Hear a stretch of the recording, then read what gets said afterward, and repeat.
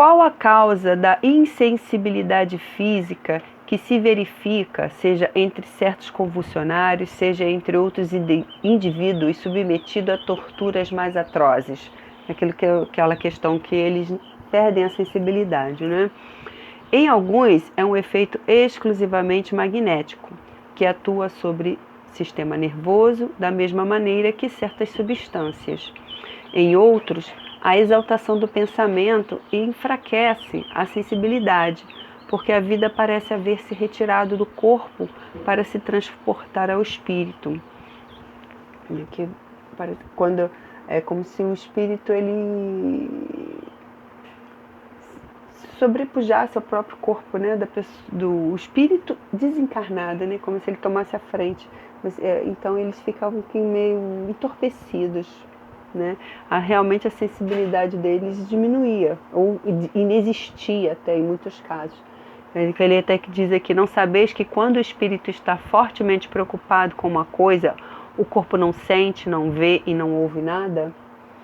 Kardec até que faz o comentário daquelas pessoas quando elas estão numa situação de muita adrenalina, né, que elas se machucam e não sentem que estão feridas, porque elas estão naquela toda agitação, adrenalina, e só vai começar a sentir quando realmente se acalma, né? Então, quando eles estão nesse momento aí, nessa exaltação, eles não sentem. Por isso que eles se flagelavam, faziam coisas assim escandalosas, vamos dizer assim, né?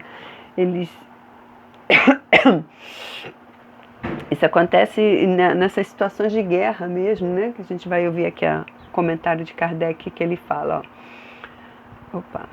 A exaltação fanática e o entusiasmo oferecem muitas vezes, nos casos de suplício, o exemplo de uma calma e de um sangue frio, que não poderiam triunfar de uma dor aguda se não se admitisse que a sensibilidade foi neutralizada por uma espécie de efeito anestésico.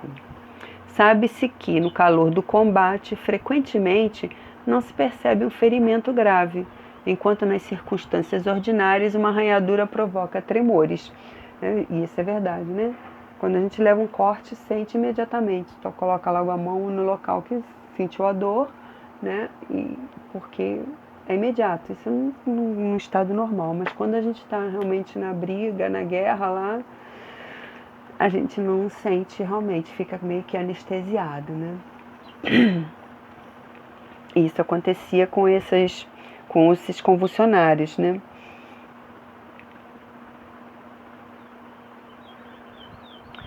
Desde que esses fenômenos dependem de uma causa física e da ação de certos espíritos, podemos perguntar como, em alguns casos, a autoridade os pôde fazer cessar. A razão é simples: a ação dos espíritos é secundária. Eles nada mais fazem do que aproveitar uma disposição natural. Uma pausa aqui. Quando o Kardec se refere à autoridade aqui, ele se refere à autoridade pública, porque como estava havendo muito, isso tomou uma proporção muito grande lá no cemitério, né, que a autoridade pública resolveu intervir e fechar o cemitério, para que eles não fizessem mais isso. E como eles foram impedidos de estarem ali, essa ação toda, ela cessou, né? E ele está explicando aqui, por que se cessou? Né? Porque, na verdade, a ação dos espíritos era secundária. Não eram espíritos superiores, não havia uma necessidade real, ou até de uma necessidade de que fosse um benefício maior, né? Para que ela continuasse a existir. E por essa razão, ela cessou, ela acabou quando eles foram impedidos de continuar indo ao cemitério, né? Então, fala assim: a ação dos espíritos é secundária. Eles nada mais fazem do que aproveitar uma disposição natural. Não existindo mais, eles pararam de fazer aqueles atos, né?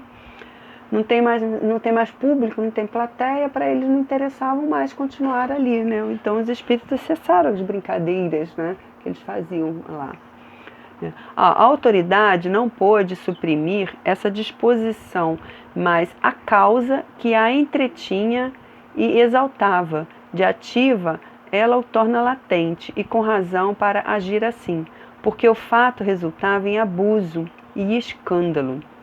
Sabe-se, aliás, que essa intervenção é impotente quando a ação dos espíritos é direta e espontânea, né? A gente sabe realmente que, por exemplo, quando Kardec escreveu o livro, né, que tentaram impedir que o livro dos espíritos fosse divulgado, né, queimaram todo mais os livros, né?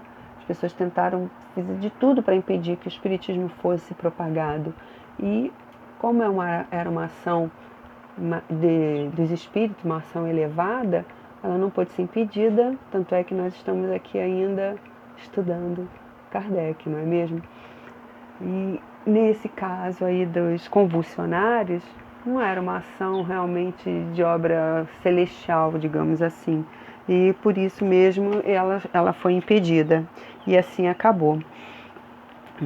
O Kardec tem mais explicações, né? E na Revista Espírita, como eu falei, Revista Espírita de 1859, novembro e dezembro, ele pesquisou muito sobre essa parte aqui dos convulsionários, né?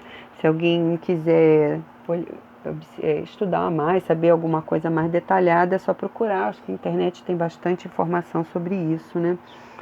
A gente consegue acessar a Revista Espírita com relação a esse evento, né? Inclusive, ele até procurou o espírito desse diácono, que sempre é uma pessoa muito boa, né? Para saber se ele realmente estava se manifestando ali, naquele momento, no cemitério.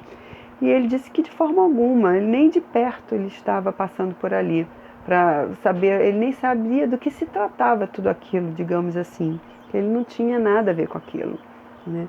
E como Kardec era sempre muito estudioso em tudo, procurava sempre confirmações, ele procurou o espírito, acho que de São Paulo, depois, para confirmar se ele realmente falou com esse diácono de François de Paris, se ele confirmava, né, que foi ele mesmo que disse, se ele realmente não estava ali, estava de boa intenção, e foi confirmado pelo espírito de São Paulo sobre as conversas que ele teve com o diácono.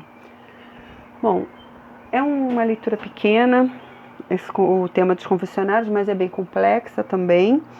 Então, é isso que eu tenho para dizer para vocês. Espero que tenha esclarecido, e depois nós vamos, se precisar, debater mais algum tema sobre isso.